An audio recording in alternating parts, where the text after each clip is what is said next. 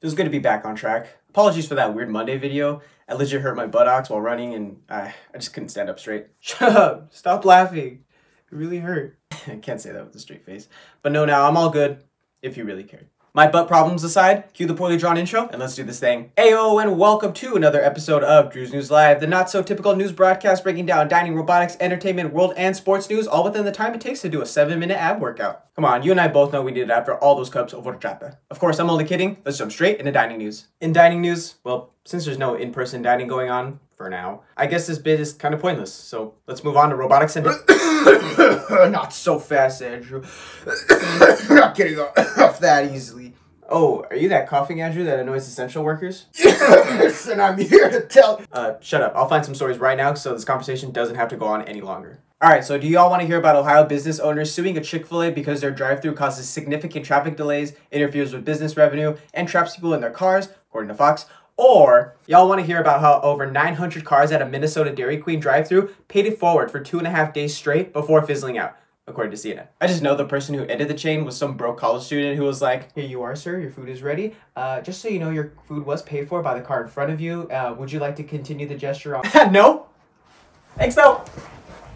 Oh, I wasn't going to talk about either stories, but I did want to mention a new study from South Korea by Dr. Lee Jing-hyang and others which suggest that the 6 feet apart recommendation we've all come to accept may not be enough space to protect us from COVID-infected droplets. So listen up for those of you who still dine outdoors. In short, and according to the study, which looked at the relationship between droplets and airflow in an enclosed space, quote, droplet transmission can occur at a distance greater than 2 meters if there is direct airflow from an infected person. Therefore, updated guidelines involving prevention, contact tracing, and quarantine for COVID-19 are required for control of this highly contagious disease. The study also discusses the importance of masks, which I won't get into with you right now since you like to act like coughing Andrew. In robotics and tech news, who says size doesn't matter? What? Why? Why would I ever say that? Because Facebook's too big! Right. Well, it turns out size does matter, as the Federal Trade Commission, along with 40 states, are accusing the giant social media platform of illegally squashing their competition by literally just buying them up, according to the New York Times. The antitrust lawsuit focuses, mainly, on 2 of Facebook's acquisitions, when they bought Instagram in 2012 for like $1 billion, and when they bought the messaging app WhatsApp in 2014 for close to $20 billion. Since both apps pose competitive platforms, Facebook just didn't have an answer to.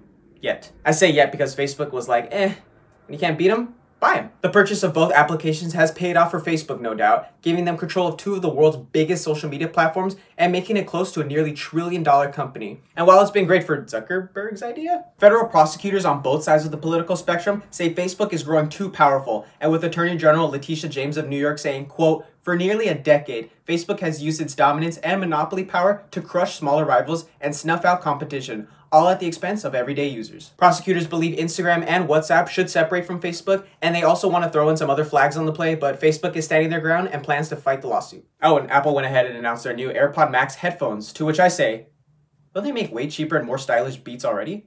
Or is it just me? In entertainment news, wow, I'm actually surprised you made it this far. You do know Project CD Red's newest and highly anticipated game Cyberpunk 2077 is out, like, right now, right? Like, it's out now. On Steam. And Xbox.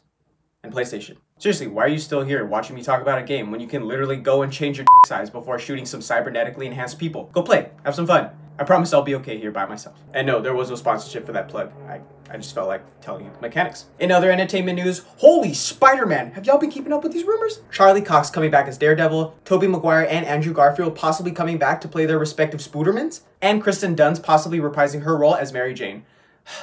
This is all just so much to take in.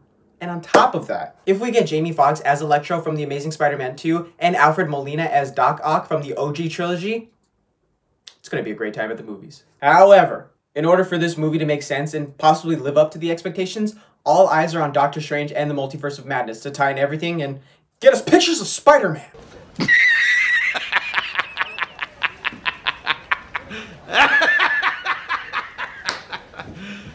You serious?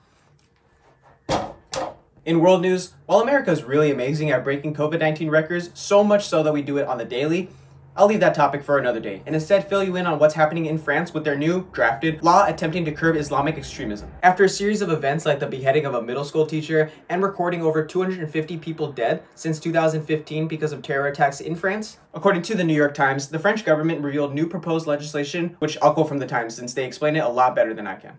The legislation would curb online hate speech, punish doctors who provide quote-unquote virginity certificates, and would also clamp down on homeschooling for children over 3 years old. It's also said to rein in community associations by obliging them to sign declarations of allegiance to, quote, values of the Republic, at the same time as imposing strict controls on their funding. Yeah, also churches can't receive overseas funding. Well, at least not like huge amounts. Prime Minister Jean Castex said while the bill is not aimed against religions or against Muslim religion, quote, it is the reverse. It is a law of freedom, it is a law of protection, it is a law of emancipation against religious fundamentalism. Really? Because French Muslims, a group who make up about 8% of the French population, think this bill could, you know, make them feel unwanted or alienated. No jokes, I just want this story to marinate with y'all and possibly ask yourself, how do you think Americans would react to a law like this being placed on Christianity or Catholicism? Wrapping up with sports news, I know not like all of my viewers watch soccer, but I wanted to give you all the rundown of what allegedly happened on Tuesday in a match between PSG and Istanbul Başakşehir. Specifically, what happened between Romanian fourth official on the touchline, Sebastian Colestu, and Istanbul's assistant manager, Pierre Webel. To understand, I'll be using my notes from the CBS All Access broadcast for this one.